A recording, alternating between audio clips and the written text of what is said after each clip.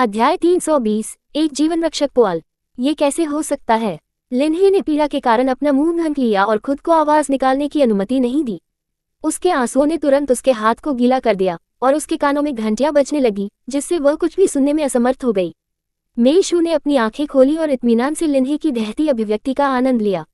फिर उसने अपने होठों को थोड़ा सा फैलाया और ठंडी और मजाकिया आवाज में पूछा, आपके पति ने शादी के बाद कई बार धोखा दिया और वेश्याओं के पास गए, लेकिन आपने इसे स्वीकार करने को तैयार नहीं होकर आंखें मूंद लीं।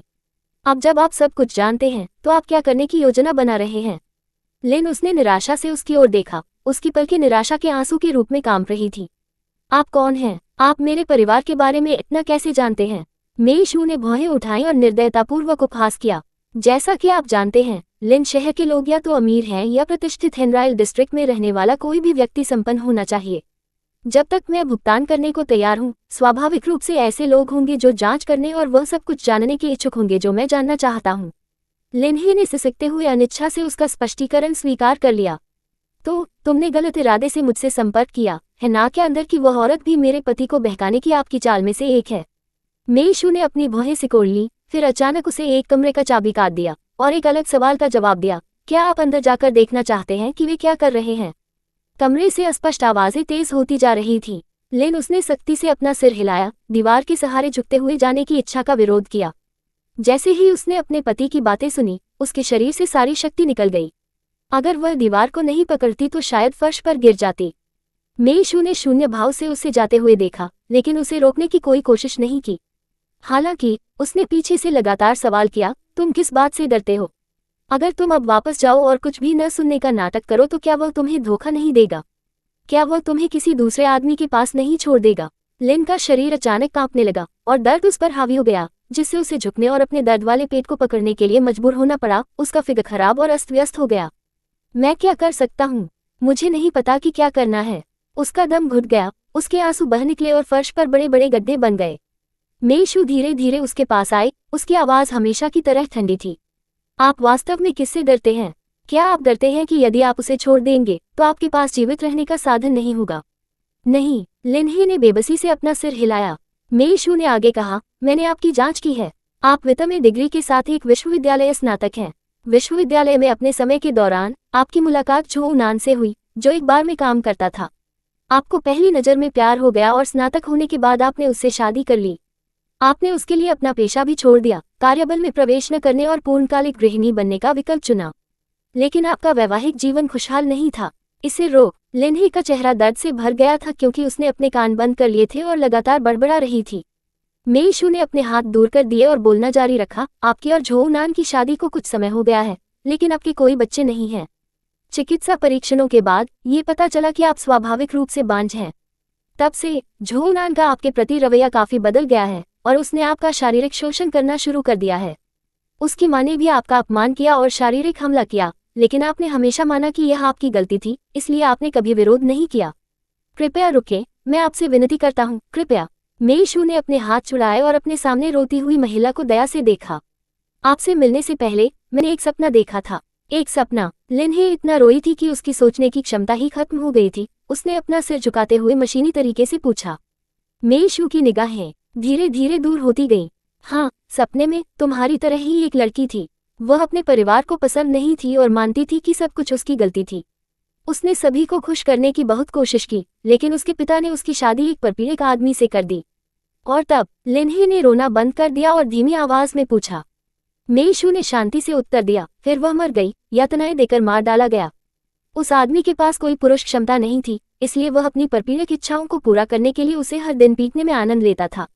उसने कभी भी विरोध करने के बारे में नहीं सोचा था। उसे विश्वास था कि उसका परिवार उसे बचाने आएगा, लेकिन अंत में उसके बलिदानों के कारण उन सभी लोगों के लिए दुखद भाग्य हुआ जो उसकी परवाह करते थे। लिनहे ने धीरे से अपने हाथ नीचे कर लिए। उसका चेहरा पूरी तरह से बेजान हो गया। अगर उस लड़की ने तब विरोध किया होता तो क्या अब उसकी स्थिति बेहतर होती?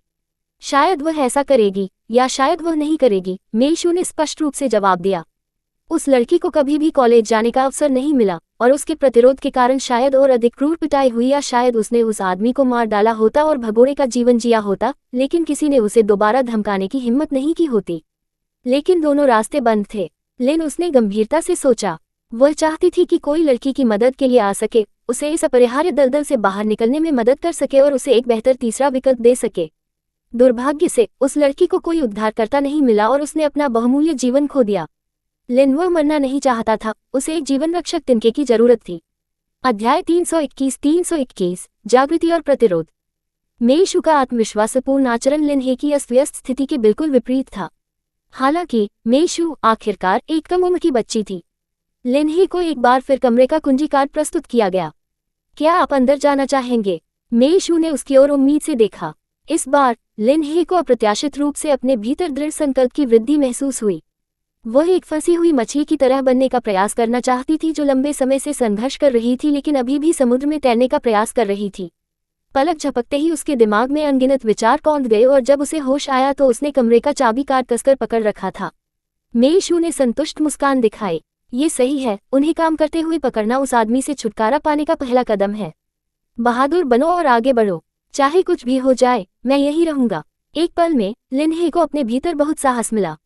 उसने अपने विचारों को एकत्र किया, अंततः दृढ़ता से खड़े रहने के लिए पर्याप्त ताकत जुटाई और शालीनता के साथ अपनी 4 इंच ऊंची एड़ी पर कमरे के प्रवेश द्वार तक चली गई। अंदर की आवाजें धीमी हो गई थी, जो ये दर्शाता था कि उनकी गतिविधियां समाप्त होने वाली थी। यदि वह अभी प्रवेश नहीं करती तो बहुत देर हो सकती थी।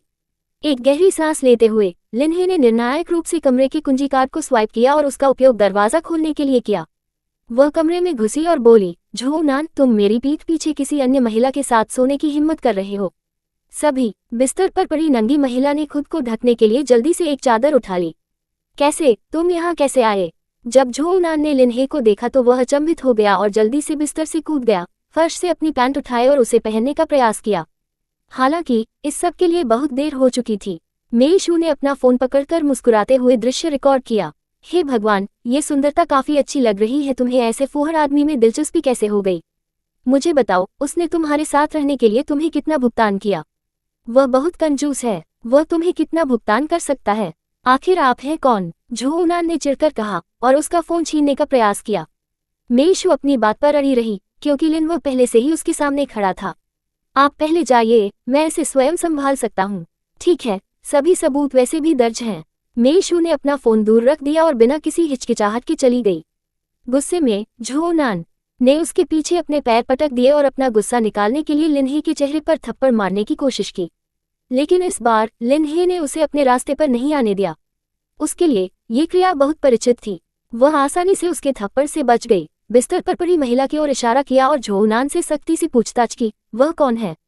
झो नान, जो पहले से ही बेहद तंग आ चुका था, ने कहा, तुम मेरे व्यवसाय में अपनी नाक घुसाने की हिम्मत मत करो। तुम एक बेकार मुर्गी जो अंडे भी नहीं दे सकती। क्या तुम मुझे बताओगी कि मुझे किसके साथ रहना चाहिए? मैंने तुमसे श्रीवान के साथ जाने के लिए कहा था, है ना? क्यों? क्या उसने इतनी जल्दी खत्म कर दिया? वह लगातार उसे अपमानित करने के लिए बेहद अभद्र भाषा का प्रयोग करता रहा। लिनवो गुस्से से कांप रहा था। इसे बेवफाई कहा जाता है। मुझे तलाक चाहिए, मैं तुमसे तलाक चाहता हूँ। पागल मत बनो, अगर तुम मुझे छोड़ोगे तो तुम्हें खाना भी नहीं मिलेगा। क्या तुम तलाक के बारे में बात कर सकते हो? झो नान इतना गुस्से में था कि उसने उसके बाल पकड़ लिए, उसे खींच लिया और दीवार पर पटक दिया। लिन ताकत में उसका कोई मुकाबला नहीं था और वह मुक्त नहीं हो सकी। वह संघर्ष करती रही लेकिन फिर भी दीवार से टकराने वाली थी। डर के मारे उसने कसकर अपनी आंखें बंद कर लीं, लेकिन अगले ही पल अपेक्षित दर्द नहीं आया। उसके बगल वाले आदमी ने अचानक दबी दबी कर आह निकाली। लिन ने डर के मारे अपनी आंखें खोली, तभी देखा कि एक सुंदर आदमी उसके पास खड़ा है। आप कौन हैं? लिनहे ने आश्चर्य से पूछा। वह आदमी धीरे से झुका, उसे अपने पैरों पर खड़ा होने में मदद की और फिर धीरे और विनम्रता से कहा, हेलो, मैं जियांग हूँ। मुझे हमारे होटल में इस अप्रत्याशित स्थिति के लिए बहुत खेद है। हम आपके नुकसान की भरपाई करने की पूरी कोशिश करेंगे। नहीं, मुआवजे की कोई जरूरत नहीं है, यह आपकी गलती नहीं है। लिनहे ने थोड़ा हतप्रभ होकर उत्तर दिया। उसने अभी भी एक टाइट फिटिंग लंबी पोशाक पहनी हुई थी जिसकी सिलवटें बता रही थी कि अभी अभी कुछ हुआ है। जियांग वह धीरे से मुस्कुराया। चिंता मत करो, हम यहाँ आपके लिए इसे संभाल लेंगे। इसके साथ ही उसने ताली बजाई और वर्दीधारी सुरक्षाकर्मियों का एक समूह कमरे में आ गया। उन्होंने अभी भी बेहोश झो नान को उठाया और नग्न महिला को बिस्तर से बाहर खींच लिया।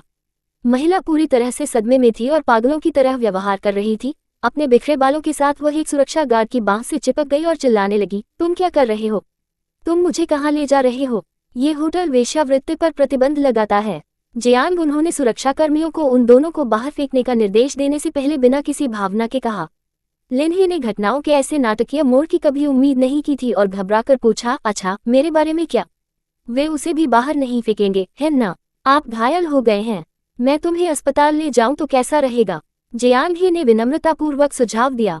लिनही ने तुरंत अपना सिर हिलाते हुए मना कर दिया, कोई जरूरत नहीं है, मेरी चोटें मामूली हैं, मैं अकेले घर जा सकता हूँ, आपको खुद को परेशान करने की जरूरत नहीं है। ठीक है, फिर मैं तुम्हें एस्कॉर्ट करूंगा। जियांग वो पूरे समय लिनही की रक्षा कर रहा था और वह उसके साथ नीचे गया। इस दौरान लिनही ने मेशू को चारों ओर खोजा लेकिन वह उसे कहीं नहीं मिली।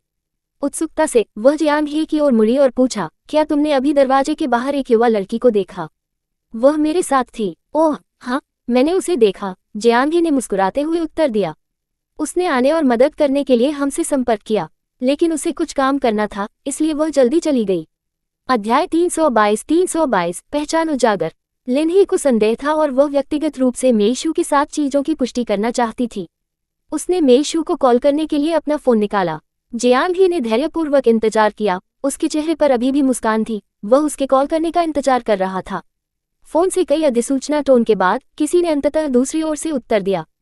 फोन रिसीवर के माध्यम से मेशू की आवाज आलसे से आई, हेलो, क्या सब कुछ हल हो गया है? लिनही, जो अपनी स्थिति के बारे में कम परवाह नहीं कर सकती थी, ने उत्सुकता से मेशू के बारे में पूछा, शुई, तुम कहाँ हो? जब मैं बाहर आया तो मैंने तुम्हें नहीं देखा। श्री जियांग ने कहा कि आपको कुछ काम करना है और जल्दी चले गए। कॉल के दूसरी तरफ मौजूद व्यक्ति एक पल के लिए चुप हो गया। लिनही की चिंता बढ़ गई क्योंकि उसने आगे कहा, शुई, क्या तुम्हें कुछ हुआ है? तुम कहाँ हो? मैं तुरंत तुम्हें ढूंढने आऊंगी। यह आवश्यक नहीं है। मेशू का स्वर कुछ हद तक त्यागपूर्ण लग रहा था। ये काफी परेशानी भरा है, लेकिन मैं इसे अपने दम पर संभाल सकता हूँ। आपका काम पूरा होने के बाद मिस्टर जियांग आपको वापस ले जाएं और मेरे दरवाजे पर फूल के गमले के नीचे एक चाबी है। मेरे स्थान पर जाएं और मेरे लौटने का इंतजार करें। जब उसने उस व्यक्ति का नाम बताया तो उसका रवैया बहुत परिचित लग रहा था। तभी लिनही ने अंततः उसकी चिंताओं को कम किया। फोन रखने के बाद उसने जियांग हे से माफी मांगी, मुझे क्षमा करें, मैं सिर्फ शुई के बारे में चिंतित थी और मुझे आप पर कोई संदेह नहीं था। ये ठीक है, जियांग हे ने धीरे से कहा। मिस मेई आप जैसी दोस्त पाकर भाग्यशाली हैं। क्या कहा आपने? लिनही स्पष्ट रूप से स्तब्ध था और उसने उलझन भरी पलकें झपकाते हुए पूछा, मिस मेई? वह कौन है? जियांग हे ने हैरान होकर भौहें उठाई। एक पल में उसे एहसास हुआ कि मेशू ने लिनही को अपना असली नाम नहीं बताया था। उसने गलती से कुछ खुलासा कर दिया होगा। जियांग ही ने तुरंत खुद को सही करने की कोशिश की। मेरा मतलब है, जिस युवा महिला का आपने उल्लेख किया है, वह भाग्यशाली है कि उसे आप जैसा दोस्त मिला जो उसकी इतनी परवाह करती है। क्या आपने अभी कहा कि उसका उपनाम मेई है? लिनही को स्पष्ट रूप से अपने झूठ पर विश्वास नहीं हुआ। उसने अपनी आंखें नीची कर ली और दो शब्द दोहराती रही, मेशू, तो वह मेशू है। एक पल में लिनही को सब कुछ समझ आ गया। क्यों यह व्यक्ति बेवजह उसके पास आ खड़ा हुआ, उसका दोस्त बनने की जिद कर रहा था। इस व्यक्ति ने बदले में कुछ भी मांगे बिना लगातार उसकी मदद करने की कोशिश क्यों की? ये सब इसलिए था क्योंकि वह मेशू थी, वह लड़की जिसका पालन पोषण ओल्ड वांग ने ग्रामीण इलाकों में किया था। हालांकि लिन वह ये नहीं समझ सका कि मेशू, जिसे ओल्ड वांग की दयालुता का बदला चुकाना चाहिए था, अब जानबूझकर ओल्ड वांग के बेटे झो नान के खिलाफ साजिश रच रहा है। इसके अलावा मेशू खुद ओल्ड वांग द्वारा वर्णित अपराधी लड़की से काफी अलग दिखाई दी। ये देखते हुए कि स्थिति असहनीय होने वाली थी, जियांग ही को सुधार करने के लिए जल्दी से सोचना पड़ा। मिस लिन, कृपया विश्वास करें कि मिस मेई का आपके प्रति कोई बुरा इरादा नहीं है। वह जो कुछ भी कर रही है वह आपको इस कठिन परिस्थिति से बचने में मदद करने के लिए कर रही है। मेरी सहायता करो। लिन, उसने अचंभे में अपना सिर उठाया। लेकिन जब वह ग्रामीण इलाकों में थी तो क्या ओल्ड वांग ही उसकी देखभाल नहीं कर रही थी? वह झो नान से निपटने में मेरी मदद क्यों कर रही है? जियांग, उसने गहरी आह भरी। मुझे बहुत खेद है मिस लिन, मुझे नहीं लगता कि यह आपको सटीक कारण बताने की मेरी जगह है। यदि आपके कोई प्रश्न हैं, तो मुझे लगता है कि आपको मिस मेई से बाद में पूछना चाहिए। मुझे विश्वास है कि वह जानबूझकर आपसे कुछ नहीं छिपा रही है। लिनही ने अनुपस्थित मन से सिर हिलाया। ठीक है, मैं खुद ही वापस चला जाऊंगा। मैं आपको दोबारा परेशान नहीं करूंगा मिस्टर जियांग। नहीं, मिस मेई ने मुझे विशेष रूप से आपको घर ले जाने का निर्देश दिया है, जियांग ही ने जोर देकर कहा। इसके अलावा अभी जो हुआ उसे देखते हुए आपके पति शायद आपको जाने नहीं देंगे। आपके लिए अकेले घर जाना खतरनाक है। मिस मेई चिंतित हैं। जियांग ही ने उसके हॉर्न को एस्कॉर्ट करने पर जोर दिया और लिनही केवल अपराधबोध से सहमत हो सका। उसने कई वर्षों में अजनबियों से ऐसी दयालुता महसूस नहीं की थी। मेशू और उससे पहले का आदमी दूसरों से अलग लग रहे थे। वे उदासीन नहीं दिखे बल्कि उदारतापूर्वक मदद का हाथ बढ़ाया। वे सचमुच अच्छे लोग थे। लिनवो उनकी दयालुता को बर्बाद नहीं होने देना चाहता था। मेशू के साथ बिताए समय को याद करते हुए उसे किसी तरह लगा कि मेशू को शुरू से ही उसकी स्थिति पता होगी, इसलिए उसने अपनी पहचान छुपाने का विकल्प चुना। क्या मेशू केवल उसे दुख से बचाने की कोशिश कर रहा था क्योंकि उसे उसके जैसे कमजोर व्यक्ति पर दया आती थी? लेकिन सारा दुख उसके अपने पति के हाथों पैदा हुआ था। क्या वह सचमुच इससे बच सकी? रास्ते में लिनहे ने बढ़ती बेचैनी की स्थिति पर विचार किया। जब वे लिफ्ट से बाहर निकले और होटल से बाहर निकले तो उनका सामना क्रोधित झो नान से हुआ जिसने अपने कपड़े पहन लिए थे। वह महिला जिसके साथ वह था पहले ही जा चुकी थी, शायद इतनी शर्मिंदा थी कि वहां रहना उसके लिए संभव नहीं था। लेकिन झो नान स्पष्ट रूप से उसका सामना करना चाहता था। लिनहे को जियांगहे के साथ बाहर आते देखकर झो नान के चेहरे पर एक अजीब सी मुस्कान आ गई। मैंने वास्तव में आपको कम आंका था। मैंने आपके लिए एक खरीदार ढूंढने के लिए बहुत प्रयास किए और आपने पहले ही अपने लिए एक जंगली आदमी ढूंढ लिया है। आप बहुत तेज हैं। झो नान, मुझे बदनाम मत करो। लेन उसने अपनी मुठ्ठियां भींच ली और अपनी पूरी ताकत से दहाड़ने लगी। ये कुछ ऐसा था जिसके बारे में उसने पहले कभी सोचने की हिम्मत नहीं की थी, लेकिन अब उसे यह कहने का साहस मिल गया था। अध्याय 323 निंदा। ओह, तो अब आप एक सख्त महिला हैं। ओह, आपको लगता है कि किसी का समर्थन करने का मतलब है कि मैं आपको संभाल नहीं सकती। झो नान ने लिनहे का हाथ पकड़ने के लिए आगे बढ़ते हुए एक खतरनाक सुस्त रवैया अपनाया। जियांगहे ने तेजी से प्रतिक्रिया व्यक्त की और खुद को उसके सामने खड़ा कर दिया। सर, अगर आप हमारे होटल के बाहर हंगामा जारी रखते हैं तो विनम्र न होने के लिए हमें दोष न दें। वाह, तुम बेशर्म व्यभिचारी, तुम मेरी पत्नी के साथ सोए और अब मुझे डराने की कोशिश कर रहे हो। अगर तुम में हिम्मत है तो पुलिस को बुलाओ और मुझे गिरफ्तार करवाओ। झो नान की चीखें तेज हो गईं, जिससे दर्शकों की बढ़ती भीड़ आकर्षित हो गई। जैसे ही उन्हें एहसास हुआ कि यह एक महिला को धोखा देने का मामला है, लोग इकट्ठा होने लगे और जियांगहे पर उंगलियां उठाने लगे। हे भगवान, वह बहुत सुंदर दिखता है, लेकिन मुझे विश्वास नहीं हो रहा है कि वह इन गुप्त मामलों में शामिल है। वह किसी अन्य व्यक्ति की पत्नी को उसके साथ सोने के लिए इस होटल में लाया और रंगे हाथों पकड़ा गया। ये काफी शानदार होने वाला है। ये सच नहीं है। लिनहे डर गया था, लेकिन वह जियांगहे का बेबुनियाद अपमान नहीं करना चाहता था। भले ही किसी ने उसकी बात नहीं सुनी, फिर भी उसने अपना बचाव करने की कोशिश की। मैंने किसी के साथ कमरा बुक नहीं किया था। मेरे पति ने सिर्फ एक वेश्या के लिए आग्रह किया था और मैंने उसे पकड़ लिया। जियांग, वह इस होटल का मालिक है, वह केवल मेरी मदद करने की कोशिश कर रहा था। इसे आराम करो। होटल मालिक ने आपके मामलों में हस्तक्षेप करने की जहमत क्यों उठाई? स्पष्ट रूप से आपका ही अफेयर चल रहा है और आप इसका दोष अपने पति पर मरने की कोशिश कर रही हैं। आप इतनी दुष्ट और नीच कैसे हो सकती हैं? ये सही है। यदि आप कह रही हैं कि आपके पति ने धोखा दिया, तो दूसरी महिला कहाँ है? यहाँ सिर्फ आप हैं। उसके जैसी महिलाओं का बुरा अंत होना तय है। अधिक से अधिक लोग एकत्र होते गए और टिप्पणियां अधिकाधिक अपमानजनक होती गईं। लिनहे अभिभूत महसूस कर रही थी, उसकी आंखों में आंसू भर आए। ऐसा नहीं है, मैंने झूठ नहीं बोला। यह मेरा पति है जिसने हमारी शादी को धोखा दिया। तुम्हें कुछ नहीं पता, तो तुम मुझे दोष क्यों दे रहे हो? झो नान ने देखा कि स्थिति उसके पक्ष में जा रही थी और वह खुश हुआ। वह भीड़ को उकसाता रहा, देखो सब लोग, मेरी पत्नी इस व्यभिचारी के साथ रहने पर आमादा है। वह मेरे साथ घर भी नहीं जाना चाहती। किसी को क्या करना चाहिए? उन्हें पुलिस स्टेशन ले जाओ। क्या पुलिस इसे संभालेगी? उसे उसके माता पिता के घर वापस ले जाओ और देखो उसका परिवार क्या कहता है। हाँ, हम उसे आसानी से नहीं छोड़ सकते। भीड़ ने अपना द्वेष वापस नहीं लिया। लिनवो पीड़ा में था और मुश्किल से सांस ले पा रहा था। जियांग, उसने चुपचाप उसकी ओर देख रहे लोगों की नज़र को अवरुद्ध कर दिया। झो नान, यदि आप मेरी प्रतिष्ठा को बदनाम करना जारी रखेंगे तो मैं अदालत में आप पर मानहानि का मुकदमा करूंगा। इसके अलावा अगर भीड़ में अन्य लोग अफवाहें फैलाना जारी रखेंगे तो मैं उन्हें अदालत में ले जाने में भी संकोच नहीं करूंगा। आप बस हमें डराने की कोशिश कर रहे हैं, है ना? हाँ, अगर पुलिस आती भी है तो वे हम सभी को गिरफ्तार नहीं कर सकती। एक कहावत है, आखिरकार कानून जनता को सजा नहीं देता है। उनमें से सबसे आक्रामक ने अब उदासीनता के भाव धारण कर लिए और लिनहे और जियांगहे की निंदा करना जारी रखा। झो नान झिझक रहे थे, लेकिन उनके लिए अपने लिए ऐसी अनुकूल स्थिति बनाना आसान नहीं था। वह अवसर का लाभ कैसे नहीं उठा सका? किसी भी संभावित परिणाम के बावजूद वह जिद्दी हो गया। डरो मत सब लोग। वह सिर्फ हमें डराने की कोशिश कर रहा है क्योंकि वह दोषी है। वह मेरी पत्नी को ले जाना चाहता है। आप सभी को मेरी सहायता करनी होगी। ये व्यक्ति मेरी पत्नी का अपहरण करने की कोशिश कर रहा है। क्या वह मानव तस्कर से अलग नहीं है? उसके शब्द लगातार अपमानजनक होते गए और लिन्हे अब इसे सहन नहीं कर सका। वह उसका सामना करने के लिए आगे बढ़ी। झो नान, तुम नीच हो, तुम झूठ बोल रही हो। मैंने तुम्हें पहले ही ऐसा करते हुए पकड़ लिया था और अब तुम सच को तोड़ मरोड़ कर पेश कर रहे हो। मैं तुम्हें जाने नहीं दूंगा। पागल औरत, लानत है। झो नान को उम्मीद नहीं थी कि वह अचानक उसके चेहरे को खरोंच देगी।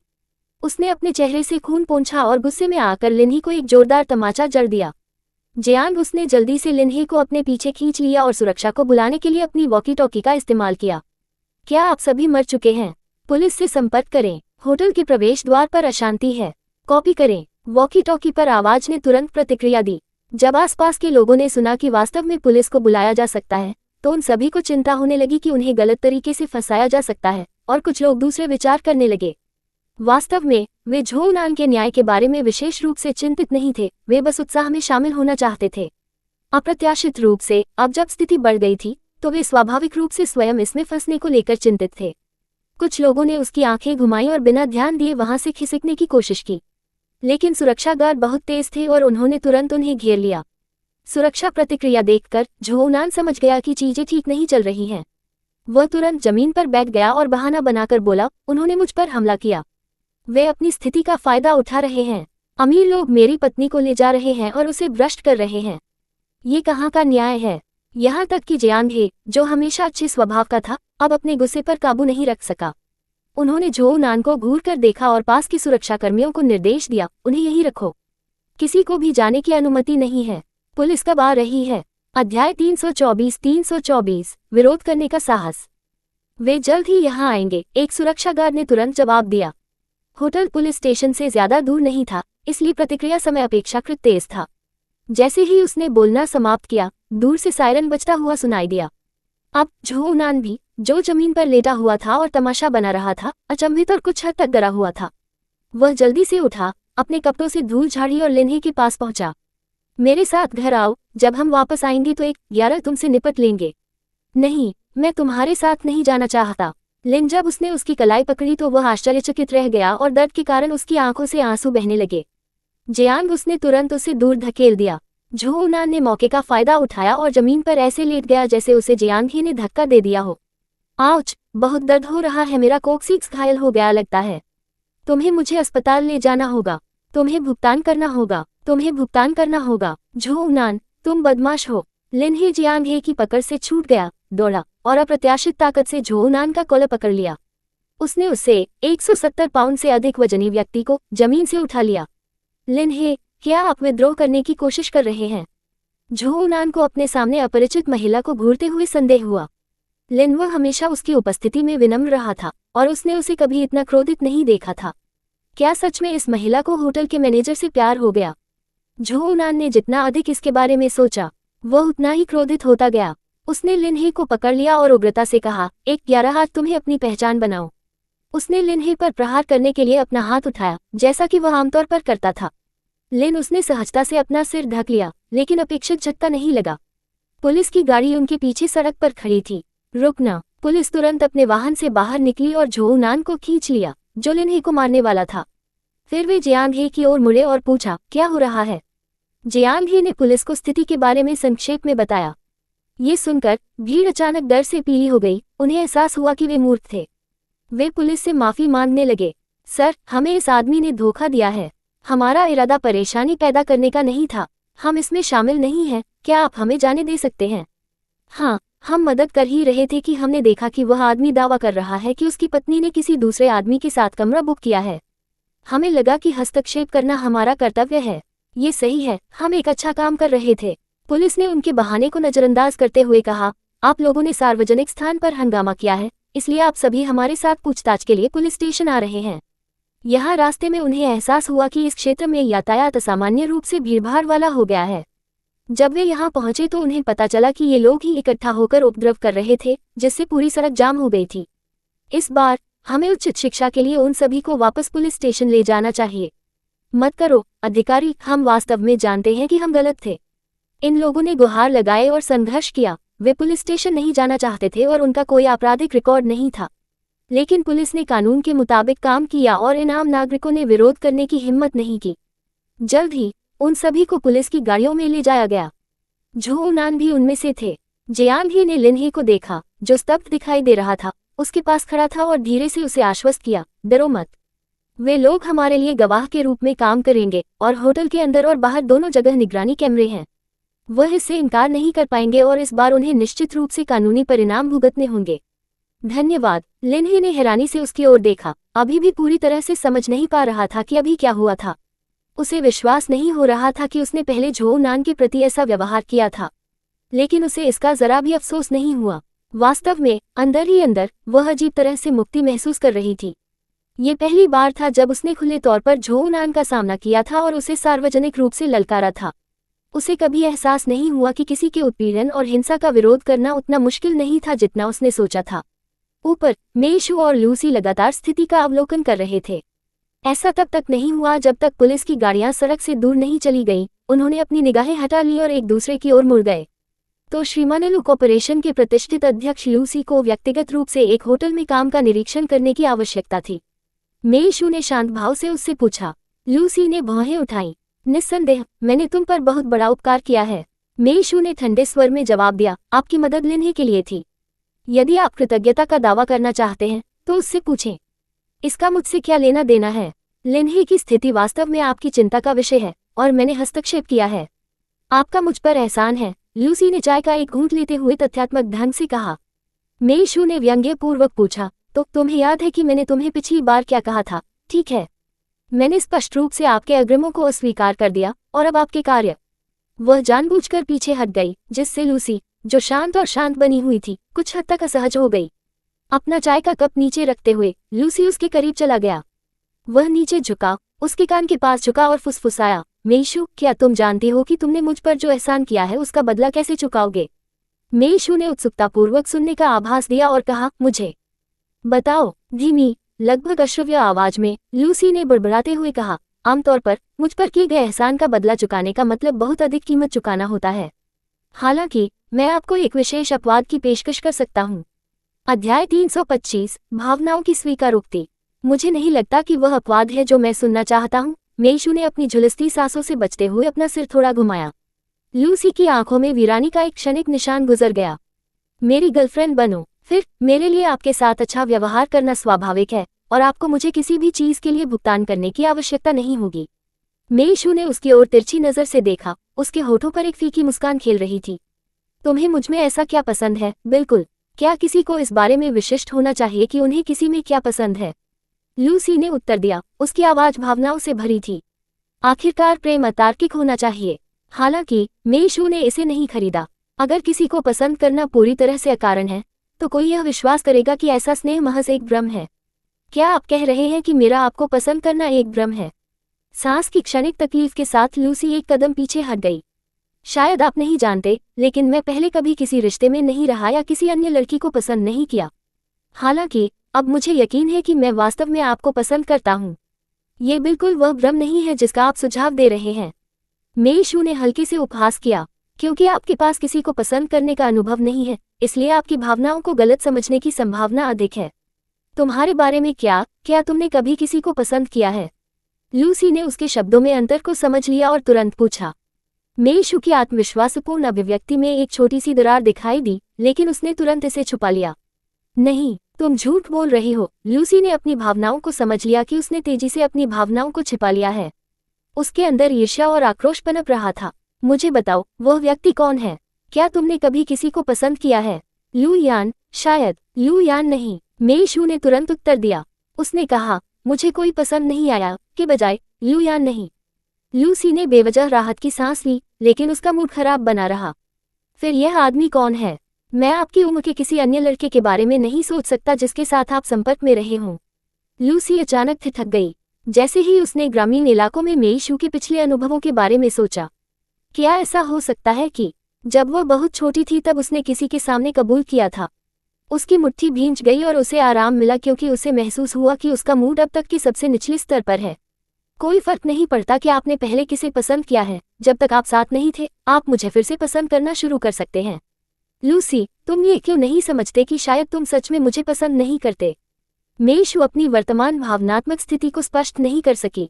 अब वह बस इतना चाहती थी कि लूसी वह सब कुछ वापस ले ले जो उसने कहा था। लूसी की बातें सुनकर मेशू का दिल अस्त व्यस्त हो गया और उसकी भावनाएं नियंत्रण से बाहर होने लगी। उसने वह शांति और धैर्य खो दिया जो वह आमतौर पर रखती थी। वह नहीं चाहती थी कि इस जीवन में किसी को उसके मन की शांति को भंग करने का विशेषाधिकार मिले। लूसी ने उसकी घबराई हुई शक्ल लेते हुए अपनी आंखें सिकोड़ लीं और अचानक उसे दीवार के सहारे खड़ा कर दिया और उस पर मंडराने लगा। मेशू, क्या तुम मुझसे डरते हो? मैं तुमसे किस बात से डर सकता हूँ? भले ही उसने ये कहा, मेशू ने बेवजह तनाव महसूस करते हुए घबराहट से निगल लिया। लूसी की आंखें एक खतरनाक चमक से काली पड़ गईं। यदि आप नहीं चाहते कि मैं आपको पसंद करूं, तो क्या इसका कारण यह है कि आप मुझे नापसंद करते हैं? मैं तुम्हें नापसंद नहीं करता, इसके विपरीत मुझे लगता है कि तुम एक अच्छे दोस्त बनोगे। मेशू ने अपना सिर दूसरी ओर घुमा लिया। वह अपनी सांसों को इतनी निकटता में मिलने से रोकना चाहती थी। उनके आसपास का माहौल इतना अस्पष्ट हो गया था कि उसका दिल एक बार फिर अनियंत्रित रूप से धड़कने लगा था। चाहे उसने खुद को शांत रहने के लिए कितनी भी कोशिश की हो, घबराहट के कारण उसकी हथेलियां पहले से ही पसीने से लथपथ थीं। यदि आप मुझे नापसंद नहीं करते हैं, तो आप मुझे मौका देने को तैयार क्यों नहीं हैं? मेरे पास पैसा है, एक रूप है, मुझे आपके विचाराधीन होना चाहिए। लूसी ने अपनी सच्ची भावनाओं को प्रकट करने के लिए उसे डराने धमकाने का इस्तेमाल जारी रखा। मेशू को घबराहट महसूस होती रही और वह मुश्किल से सांस ले पा रही थी। उसने अपनी आंखें बंद कर ली और स्वीकार किया, मैं स्वीकार करती हूँ कि आपके पास उत्कृष्ट स्थितियां हैं, लेकिन क्या आपको नहीं लगता कि मैं अभी इस पर विचार करने के लिए बहुत छोटी हूँ? मैंने हाई स्कूल से स्नातक भी नहीं किया है। लूसी का शरीर एक पल के लिए अकड़ गया और उसने अचानक अपना आकर्षण दिखाना बंद कर दिया। उसने मेशू को कड़ी, मर्मज्ञ दृष्टि से देखा और उसकी आवाज ठंडी हो गई। क्या आपको लगता है कि मैं बूढ़ा हो गया हूँ?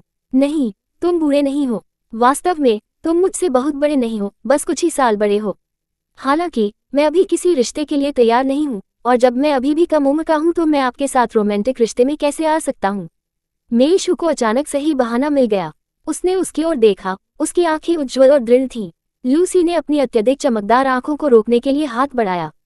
उसने आह भरी और सीधा खड़ा हो गया। ठीक है, 11 तुम्हारे बड़े होने का इंतजार करो, लेकिन उससे पहले किसी और के चक्कर में मत पड़ना। आखिरकार तुम एक अध्ययनशील छात्र हो जो किसी भी अनुचित गतिविधियों में शामिल नहीं होगे। मेई ने महसूस किया कि उस आदमी की बातें कुछ ज्यादा ही थीं, लेकिन तत्काल प्राथमिकता उसे जल्दी से दूर करने की थी, इसलिए उसने बस सिर हिलाया और कहा, ठीक है, मैं स्नातक होने तक किसी और के साथ नहीं रहूंगी, लेकिन आप ये भी नहीं कह सकते कि आप मुझे पसंद करते हैं और मुझ पर अपने साथ रहने के लिए दबाव डाल सकते हैं, वरना मैं तुमसे कभी बात नहीं करूंगी। ठीक है। उसके बच्चों जैसे व्यवहार के दुर्लभ प्रदर्शन को देखकर लूसी के दिल में खुशी महसूस हुई और वह उसे हर चीज में शामिल करने को तैयार था। अध्याय 326, अतीत को स्वीकार करना। वैसे भी भविष्य में उनके पास साथ बिताने के लिए काफी समय होगा, इसलिए जल्दबाजी करने की कोई जरूरत नहीं थी। अगर वह उसे बहुत जोर से धक्का देता तो ये छोटी लड़की काफी जिद्दी हो सकती थी। लेकिन तुम्हें मुझसे एक और बात का वादा करना होगा, लूसी ने उसे देखते हुए अपने सिर को चंचलता से झुकाते हुए कहा। मेशू का चेहरा थोड़ा लाल हो गया और उसने अजीब स्वर में पूछा, यह क्या है? अपनी किस्मत पर जोर मत डालो। लूसी ने अपने बालों की एक ढीली लट को अपने कान के पीछे बांधने के लिए हाथ उठाया। आप मेरे अच्छे इरादों को अस्वीकार नहीं कर सकते और आप बहाने बनाकर मुझे टाल नहीं सकते। मेशू को अंदाजा था कि यह शर्त एक बड़ा जाल है और उसे इसके लिए सहमत नहीं होना चाहिए। हालांकि लूसी ने उसे घेरने के लिए एक ठोस कारण तैयार किया था। आपने ऐसा इसलिए कहा क्योंकि आप इस तरह की बात पर विचार करने के लिए बहुत छोटे हैं। मैं आपका इंतजार करने के लिए सहमत हो गया हूँ, लेकिन आपको अभी भी मुझे अपना पीछा करने का मौका देना होगा, अन्यथा मैं कैसे आश्वस्त हो सकता हूँ कि कोई आपको छीन नहीं लेगा। मेशू को असहायता का एहसास हुआ। यह आदमी हमेशा उससे समझौता कराने का बहाना ढूंढ सकता है। स्वेच्छा से समझौता करें। एक लंबे विराम के बाद मेशू ने उसकी आग्रह भरी निगाहों के नीचे सख्ती से सिर हिलाया।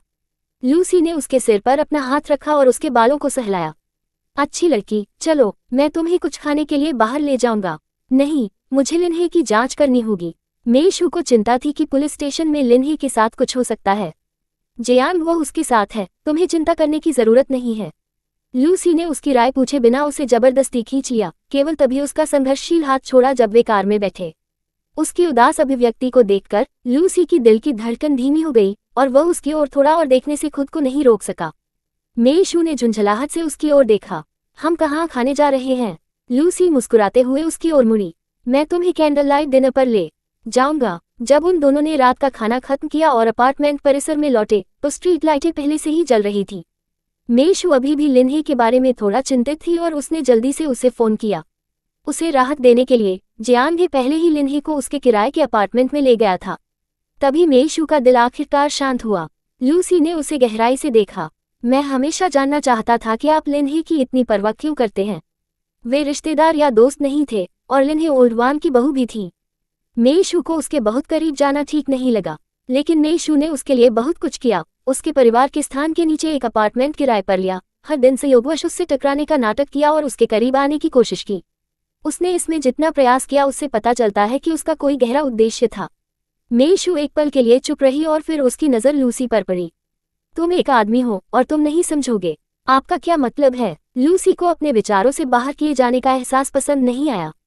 मेईशू ने आह भरते हुए कहा, गलत व्यक्ति से प्यार करने की एक दर्दनाक कीमत चुकानी पड़ती है, और यह पुरुषों और महिलाओं दोनों के लिए सच है।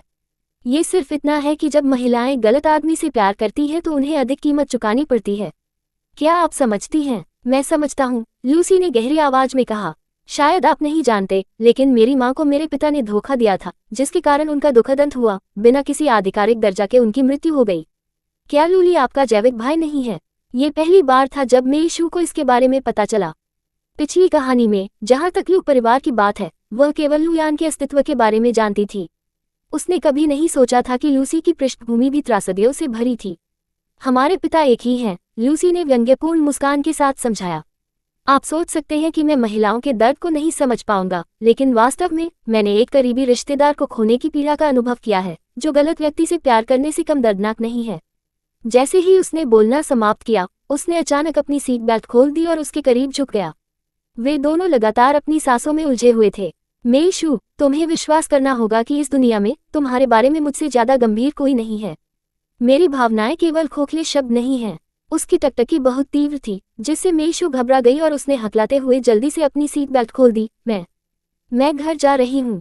आज मुझे वापस लाने के लिए धन्यवाद। अलविदा। इसके साथ ही वह मौके से भाग गई। लूसी के सामने ऐसा लगता था कि वह हमेशा पहले झुकने वाली महिला होगी। इस तरह के गहन स्नेह को संभालना उसके लिए कठिन था, और वह इसके बिना बेहतर थी। उसे अभी भी बहुत कुछ करना था, और वह मायावी प्रेम पर अपनी ऊर्जा बर्बाद नहीं कर सकती थी। लिफ्ट में भी उसका चेहरा अभी भी लाल था। सीमित स्थान के कारण उसके लिए सांस लेना कठिन हो गया, और उसने गहरी सांसें लेकर और अपना चेहरा ठंडा करके शांत होने की कोशिश की। लिफ्ट के दरवाजे डिंग के साथ खुले।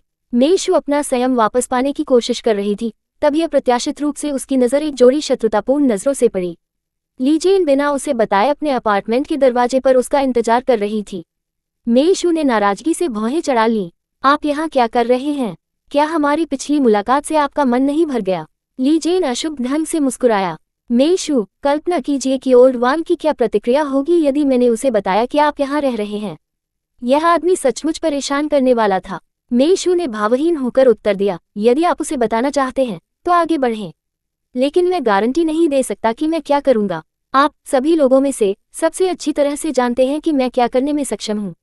अध्याय 327 पूर्व गौरव। मेईशू के शब्दों को सुनकर लीजेन ने सहजता से उसके अभी भी धड़कते हुए गाल को छुआ। वह आगे बढ़ा और बंद हो रहे लिफ्ट के दरवाजों को जोर से धक्का देकर खोल दिया। उसकी उदास आंखें संकीर्ण अंतराल से उसकी ओर घूर रही थीं। क्या आप मुझे धमकी दे रहे हैं? मेईशू ने अपनी बाहें फैलाकर व्यंग्य किया। हाँ तो क्या? मुझे यकीन है कि तुम यहाँ आने से पहले अपनी दादी के पास शिकायत करने नहीं गए हो, है ना? तुम्हारा मतलब क्या है? क्या तुम्हें लगता है कि मैं 3 साल का हूँ? लीजेन अपमानित महसूस करते हुए खतरनाक तरीके से उसके करीब आते हुए लिफ्ट में घुस गई। मेईशू निराश होकर दूर चला गया। उसने कहा, मेरा सुझाव है कि आप पहले अपनी दादी से मिलें और उन्हें वह सब कुछ बताएं जो आप करना चाहते हैं। वह आपको बताएंगी कि आपको यहाँ आना चाहिए या नहीं और मुझसे ये बातें कहनी चाहिए। क्या आप मेरी दादी को जानते हैं? लीजेन के लिए इस पर विश्वास करना कठिन था। मेईशू ने व्यंग्यात्मक मुस्कान दी और कहा, या क्या आपको लगता है कि आपके अच्छे चाचा अकेले ही पुलिस स्टेशन से बाहर चले गए? क्या आपको मेरी मदद के लिए कोई मिला? लीजेन की आंखें चौड़ी हो गईं। काश वह मेईशू के माध्यम से एक छेद देख पाता। उसने अपनी दादी को ये कहते हुए सुना था कि लू मिंग को इस बार आसानी से रिहा करने का कारण किसी की मदद थी, लेकिन उन्होंने कभी यह उम्मीद नहीं की थी कि कोई मेईशू बनेगा। पिछली बार वीडियो वाली बात के बाद वह अभी भी मदद करने को तैयार थी। एक पल के लिए लीजेन की भावनाएं काफी जटिल हो गईं। मुझे उम्मीद है कि आपने जो कुछ भी कहा है वह सच है। मैं पुष्टि करने के लिए अब अपनी दादी से मिलने जा रहा हूँ। अगर मुझे पता चला कि आप झूठ बोल रहे हैं तो मैं सुनिश्चित करूंगा कि आप भुगतान करें, भले ही इसके लिए मुझे अपनी जान गंवानी पड़े। इसके साथ ही उसने मेईशू की ओर नहीं देखा और एक कोने में उदास हो गया। मेईशू उससे परेशान नहीं हो सकी और लिफ्ट से बाहर निकलने के बाद घर चली गई। हंगामा सुनकर लिनहे सहजता से उठ खड़ा हुआ। जब उसने देखा कि यह मेईशू है जो सुरक्षित लौट आई है, तो उसने राहत की सांस ली। भगवान का शुक्र है कि आप वापस आ गए, अब मैं अंततः आराम कर सकता हूँ। क्या हुआ? जब मेईशू ने लिनहे की परेशान अभिव्यक्ति देखी तो चिंता से पूछा। लिनहे झिझके लेकिन ईमानदार होने का फैसला किया। मेरी सास को शायद पुलिस स्टेशन से फोन आया था। वह गलियारे में जोर जोर से डांट रही थी, मुझे ढूंढ लेने और हिसाब बराबर करने की धमकी दे रही थी। मुझे चिंता है कि वह यहाँ आ सकती है, जिससे आपके लिए परेशानी होगी। चिंता मत करो, यह कोई बड़ी बात नहीं है, मेईशू ने तिरस्कारपूर्ण मुस्कान के साथ कहा। उन्होंने पुलिस स्टेशन में क्या कहा? कृतज्ञतापूर्वक लिनहे ने कहा, झोउनान पर वेश्यावृत्ति के लिए उकसाने और परेशानी पैदा करने का संदेह है। उसे हिरासत में लिया गया है और इसे साबित करने के लिए होटल से निगरानी फुटेज मौजूद है। वह इससे बच नहीं सकता। उन्होंने जुर्माना भी भरने को कहा है। मुझे आपको धन्यवाद देना है। मेईशू बोलने के बाद लिनहे झिझकने लगी। मेईशू की अभिव्यक्ति को देखते हुए उसने कहा, वास्तव में तुम्हें मुझसे अपनी असली पहचान छिपाने की जरूरत नहीं थी। मैं सचमुच तुम्हें अपनी सगी बहन की तरह मानती थी और तुम्हें कभी धोखा नहीं दूंगी। मैं सिर्फ ये जानना चाहती थी कि तुम यहाँ क्यों हो। क्या यह मेरी सास की वजह से है? मेईशू ने मूल रूप से व्यक्तिगत रूप से अपनी पहचान कबूल करने की योजना बनाई थी, लेकिन लिनहे को उससे पहले ही पता चल गया था। उसने आश्चर्य से भौहें उठाई और पूछा, तुम्हें कैसे पता चला? इस मामले को लेकर लिनहे थोड़ा शर्मा गए और कुछ शर्मिंदा दिखे। आइए उसके बारे में बात न करें। आप पहले मुझे बताएं कि आपने सीधे तौर पर अपनी पहचान क्यों नहीं बताई और मेरी बिल्डिंग में रहने पर जोर क्यों दिया। उसके पास पूछने के लिए कई प्रश्न थे, लेकिन वह मेईशू को परेशान करने से डरती थी। मेईशू ने मुस्कुराते हुए लापरवाही से कहा, मैं इसे आपसे नहीं छिपाऊंगा। मेरा प्रारंभिक इरादा वास्तव में उड़वान था, लेकिन अगर मैं कहूं कि मैं जानबूझकर आपके नीचे वाले अपार्टमेंट में रहता था, अपनी पहचान छुपाता था और आपकी खातिर आप सभी से संपर्क करता था, तो क्या आप इस पर विश्वास करने को तैयार होंगे? लिन उसने अनगिनत कारणों के बारे में सोचा था, लेकिन इस एक पर भी विचार नहीं किया था। वह अचंभित हो गई और झिझकने लगी। क्यों? मेईशू ने अपनी नजरें हटा ली और हाई हील्स की ओर देखा जिसे लिन ने अभी तक नहीं उतारा था। वे जूते उत्तम और सुंदर थे, लेकिन उन्हें पहनने में स्पष्ट रूप से असुविधाजनक लग रहा था। लिनहे के पैरों पर एक लाल निशान था, जो उसकी अन्यथा निर्दोष त्वचा पर स्पष्ट रूप से दिखाई दे रहा था। ऐसा लगता है कि आपने कई सालों से ऊंची एड़ी नहीं पहनी है ना? मेईशू ने मुस्कुराते हुए पूछा। मैं बता सकता हूं कि अब आप उनमें सहज नहीं हैं। लिन थोड़ा शर्मिंदा हुआ और अपने पैरों को ढकने के लिए नीचे झुकने लगा, लेकिन खुद को रोक लिया और वापस बैठ गया। हाँ, जब से मेरी शादी हुई है, मैं घर की देखभाल में व्यस्त हूँ। मुझे उन्हें पहनने का मौका नहीं मिला। क्या आप मुझे बता सकते हैं कि शादी से पहले आप कैसी थी? मेईशू ने जूस के 2 गिलास डाले, एक लिनहे को दिया और दूसरे को अपने हाथ में पकड़ लिया। फिर वह लापरवाही से लिनहे के बगल में बैठ गई। लिनहे, जिसका चेहरा पुरानी यादों से भरा हुआ था, धीरे से बोली, मेरी शादी से पहले आप शायद विश्वास नहीं करेंगे, लेकिन मैं स्कूल के डांस क्लब का अध्यक्ष था। मैं क्लब के सदस्यों को हर जगह प्रदर्शन के लिए ले जाता था। हमने बार में भी डांस किया। उस समय एक ने बहुत सारा पैसा कमाया। जब वह अतीत के बारे में बात करती थी तो उसका आचरण शांत हो जाता था और उसकी आंखें एक उज्ज्वल चमक से भर जाती थी, मानो एक पल में वह वापस उसी लापरवाह, अनुभवहीन लड़की में बदल गई हो जो वह हुआ करती थी। वह चुपचाप सुनता रहा कि कैसे उसने पुरस्कार जीते थे और कैसे उसने कमाए गए पैसों की पहली बाल्टी के साथ अपने दोस्तों के साथ यात्रा की थी। Subscribe for latest updates and more similar stories.